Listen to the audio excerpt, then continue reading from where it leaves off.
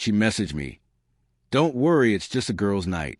Her tone sounded light, almost playful, yet the moment I read it, something tightened in my chest.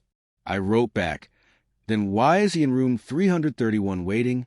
My thumb hovered before hitting send. I didn't want to seem possessive, but I couldn't dismiss the sudden unease spreading through me. I've known Sarah for 4 years. She's lively, captivating, the kind of person everyone gravitates toward the moment she walks in. We've had our rocky moments, but I always believed in her. At least I used to. But lately things had shifted. Late nights, whispered phone calls, a coolness in her eyes that made me feel like an extra in her life instead of her partner. I tried to shrug it off, blame it on stress or long weeks, but deep down, I knew better. The evening she left for the so-called girls' night, I watched from the doorway as she rolled her suitcase out, her eyes gleaming with excitement. Lauren waved from the car, followed by Chloe and Becca, their laughter echoing across the driveway. I forced a smile, trying to swallow the doubt, but my mind wouldn't let go. Room 331.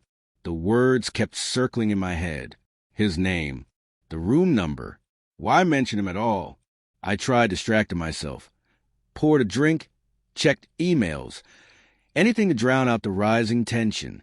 But every buzz on my phone felt like a warning, a countdown to something I wasn't ready to face. I pictured her laughing in a hotel lounge, leaning in close to him, brushing his arm as if it meant nothing. I tried to shake the image off, told myself it was irrational, but my instincts, sharpened over years of reading people, whispered the truth. Something had cracked between us, a small fracture but real, and I needed to follow it to its source. I chose not to confront her immediately. Patience was my greatest advantage.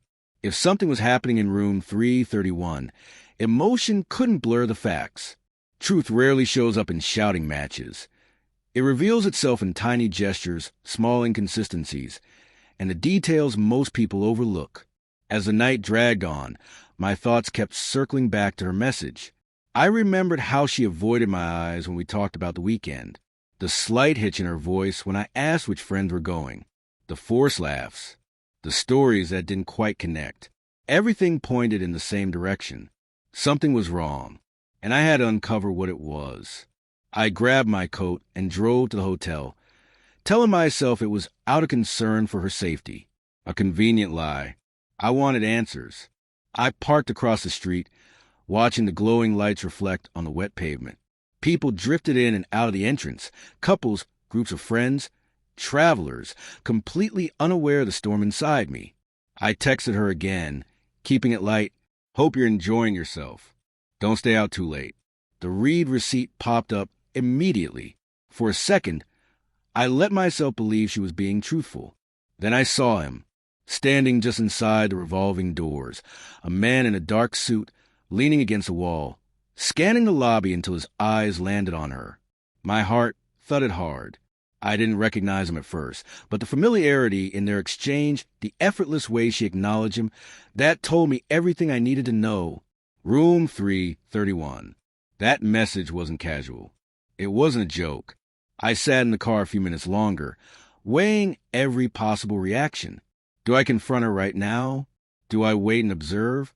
My mind spun with disbelief and betrayal, but the part of me built on calm observation stayed steady. Whatever the truth was, I needed to face it clearly. I waited until I saw the elevator doors slide open. The man walked out of room 331. Moments later, she followed, laughing lightly, brushing her hair back as if nothing in the world was amiss. My hands clenched the steering wheel, knuckles pale. I tailed her from a distance, careful, quiet, my thoughts racing and heavy with the reality I was about to accept. Back at the car, I knew it was time to confront her, not angrily, but with facts she couldn't twist. She climbed into the passenger seat, her smile flickering when she sensed a change in my silence. "Everything okay?" she asked gently. I looked at her, steady, unshaken. "You mentioned room 331. I said, "Who is he?" My voice was controlled low and impossible to lie to. Her eyes widened, then darted away. A tremor ran through her hand. "It's nothing," she murmured. "Just someone from work." Her explanation was weak, and I cut her off. I saw him in the lobby waiting for you. Don't lie to me, Sarah. The silence broke her. The truth spilled out, guilt, fear, excuses, all tangled together. I absorbed each word with the same calmness I'd held all night. It hurt, of course it did, but it also confirmed everything my instincts had warned me about. I didn't shout. I didn't plead. I simply said, I trusted you. That trust is gone. I need to step back. The words felt heavier than anything I'd said in years. I opened the car door, the cool night air brushing my face, and walked away, leaving the deception behind. As I made my way down the street, an unexpected sense of relief washed over me. The pain was sharp, real, but honest. I had faced the truth and chosen myself over someone else's lies. Sarah made her choices, and I refused to carry the weight of them anymore. Sometimes life puts you in moments like this not to break you, but to reveal who you are and what you refuse to endure. That night, I understood my own strength, my boundaries. Trust is fragile. Once shattered, no promise can mend it. You either walk away or stay and be hurt again. I chose to walk.